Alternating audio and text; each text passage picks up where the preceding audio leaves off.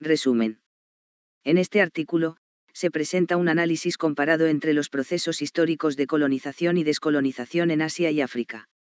Se observa que, aunque la exploración de Asia es globalmente anterior a la de África, desembocó en el colonialismo, marcado por la competencia entre potencias imperialistas y su afán de dominio. Así, el objetivo de este trabajo es traer a la luz algunos elementos clave para reflexiones críticas y comparadas acerca de estas dinámicas de dominación de ambas regiones por parte de los colonizadores en los siglos XVI y XX, igual que las lecciones derivadas de las mismas de cara al actual orden político. Introducción. El artículo parte de un hecho histórico que es común a África y Asia con el fin de presentar y analizar tanto las particularidades como las semejanzas derivadas de los procesos de colonización y descolonización en ambos continentes. Se pretende hacer revivir estos momentos históricos de los cuales ya no se habla mucho en la actualidad, pero cuyo legado sobre ambos territorios sigue siendo determinante en la orientación y el desarrollo de sus políticas internacionales, lo que no excluye el cuestionamiento de la responsabilidad de los propios africanos y asiáticos, igual que sus élites, en la configuración del nuevo orden político, poco alentador para las bases sociales, que ha surgido de la descolonización. Asimismo, el texto describe los procesos y tensiones en la colonización y descolonización en África y Asia buscando establecer perspectivas comparadas, teniendo en cuenta que, en la mayoría de las investigaciones disponibles sobre la temática, se suele profundizar los estudios de ambas regiones como compartimientos estancos. Por ello, el artículo intenta establecer un relacionamiento de ambas unidades territoriales a partir de condicionantes externos similares, producto de su inserción en el sistema mundo desde los orígenes de la modernidad. Asimismo, el análisis pretende traer a la luz unos elementos importantes que alimenten la reflexión sobre las dinámicas de dominación de ambas regiones por los colonizadores europeos en los siglos XVI y XX, igual que las lecciones de este hecho social de índole histórica para África y Asia.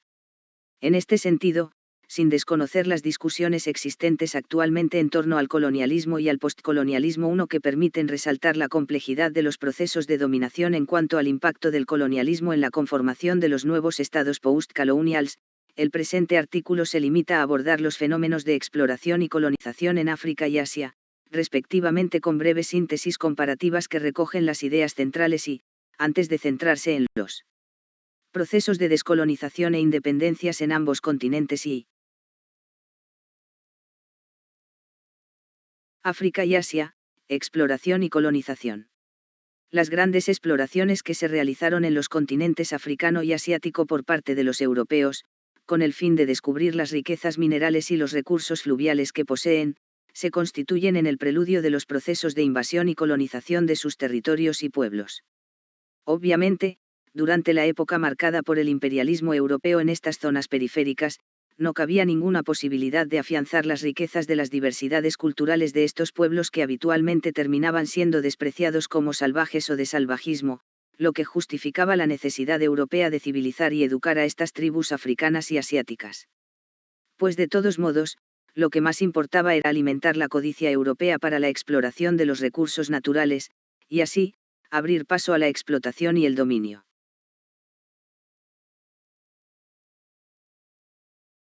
Exploración y colonización en África. Mientras seguía el proceso de esclavización que consistió en traer forzosamente a africanos a las Américas para trabajar en las minas, plantaciones, etc. entre los siglos XV y XIX, inició una fase de la travesía de África por parte de un sinnúmero de exploradores europeos a partir de finales del siglo XVIII hasta finales del siglo XIX, véase mapa 1, con el fin de explorar, ubicar e identificar las riquezas mineras del continente, y también para encontrar nuevas rutas marítimas para el comercio con las Indias.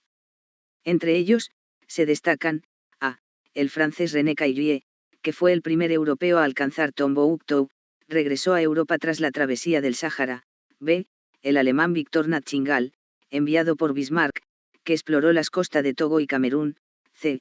el escocés David Livingstone, quien logró atravesar el África meridional y descubrió el sistema Lualaba, los lagos Nami y Nyassa, y las cataratas de Victoria, sobre el Zambeze, de Henry Stanley, quien salió de Bombay, arribó a Zanzíbar, en enero de 1871, y se encontró con Livingstone a Ujiji en el Tanganyika, en noviembre de 1871, el portugués Bartolomeu Díaz, quien logró alcanzar el Cabo de Buena Esperanza, 1486, f. Vasco da Gama o Vasco de Gama, un célebre navegante y explorador portugués, que alcanzó las costas de Cabo Verde, el Cabo de Buena Esperanza, 1497, Mozambique y Mombasa, antes de llegar por primera vez a Calicut, India, el 20 de mayo de 1498, véase mapa 2, g.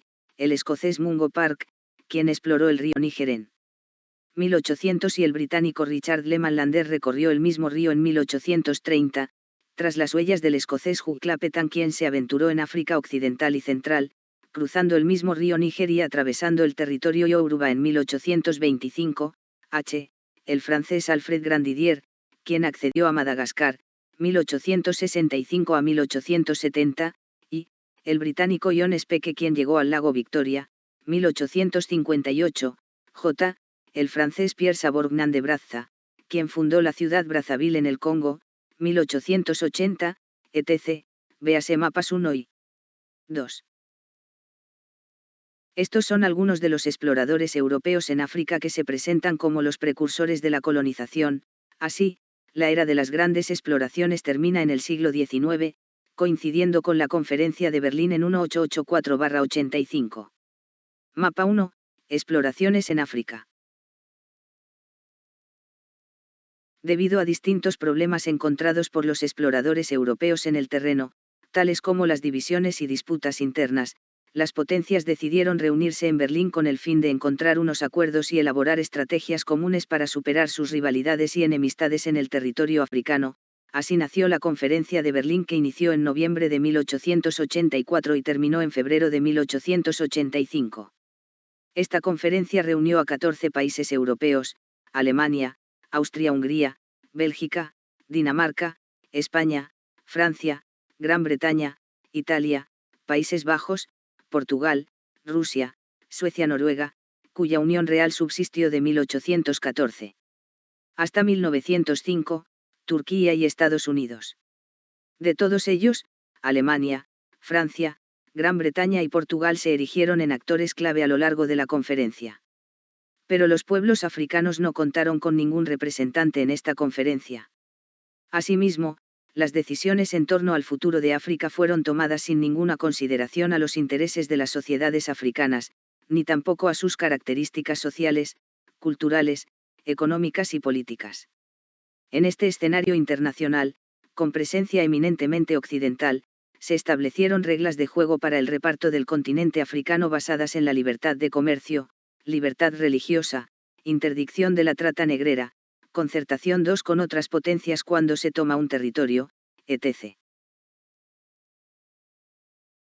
No sobra señalar que entre las decisiones que se tomaron, se destaca el reconocimiento del Estado Libre del Congo como la propiedad privada del rey Leopoldo II de Bélgica, que se volverá Estado belga más tarde en 1908.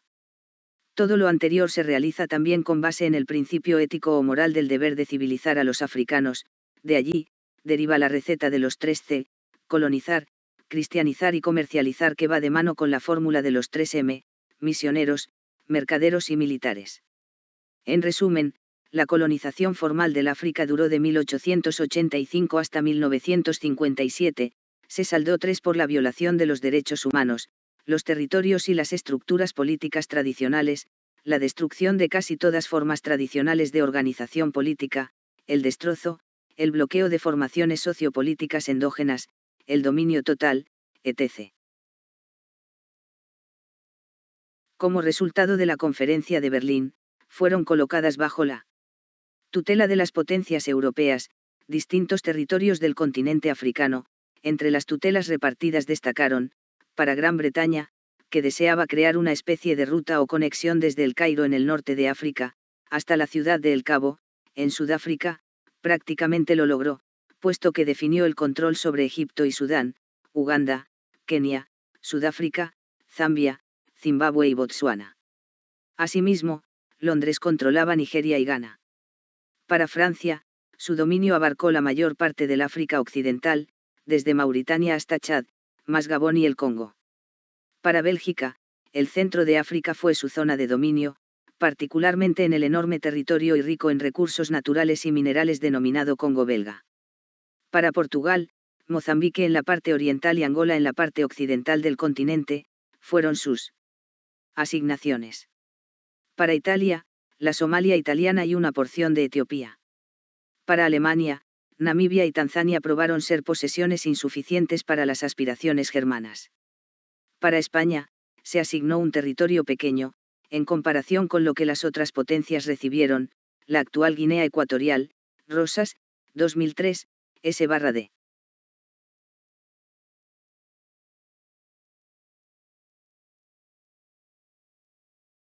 Exploración y colonización en Asia. Se observa que desde el siglo XVI, el movimiento exploratorio ya había comenzado decisivamente en Asia con los portugueses, aunque se precisa que 2 años antes, en 1498, Vasco da Gama había abordado la India, en Calicut, después de haber realizado la circunnavegación de África. Además de los portugueses que ocuparon territorios como Goa, Malaca, las costas de Ceilán e Insulindia, también estuvieron los holandeses en la isla de Java, por ejemplo, igual que los ingleses que, en el siglo XVII, dominaron Madrás, Bombay, Bengala, Karnata, entre otros.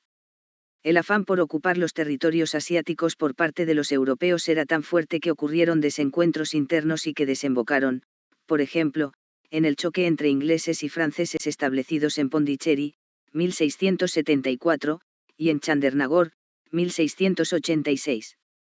En este contexto del imperialismo europeo en Asia, los británicos orientaron sus miras hacia China, debilitada por la decadencia de la dinastía Manchú, después del reino del emperador Cai Enlung, 1736 a 1796.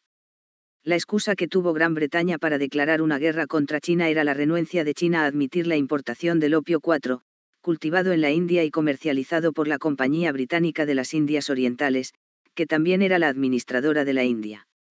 Pues, con el fin de obligar al gobierno de Pekín, que había rechazado y prohibido el comercio del opio en los territorios chinos, a aceptar la importación del opio, Gran Bretaña declaró la guerra a China, lo que fue denominada Guerra del Opio, 1839 a 1842.